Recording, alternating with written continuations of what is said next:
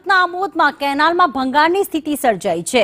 ભીમપુરા ગામની નર્મદા કેનાલમાં ભંગાણ સર્જાયું અને આ ભંગાણ સર્જાતા તેનું સમારકામ હજી પણ કરવામાં નથી આવ્યું।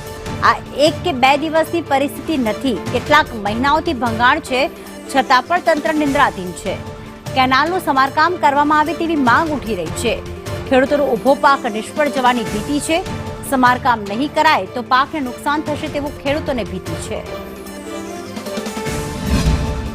ખેડૂત વિરોધી માનસિકતા ધરાવતી ભાજપ સરકારના કારણે છેલ્લા ઘણા મહિનાથી ભીમપુરાની નહેર તૂટી ગઈ છે, પરંતુ આ ખેડૂત વિરોધી માનસિકતા ધરાવતી ભાજપ સરકાર દ્વારા આજ દિન સુધી સમારકામ અને નહેરની કોઈ સાફ સફાઈ કરવામાં આવેલ નથી। અગાઉ પણ ખેડૂતો દ્વારા તથા પ્રેસ મીડિયા દ્વારા અધિકારીને રજૂઆત કરવામાં, મૌખિક રજૂઆત કરવામાં આવી હતી, પણ આજ દિન સુધી અધિકારીઓનું પેટનું પાણી હાલતું નથી।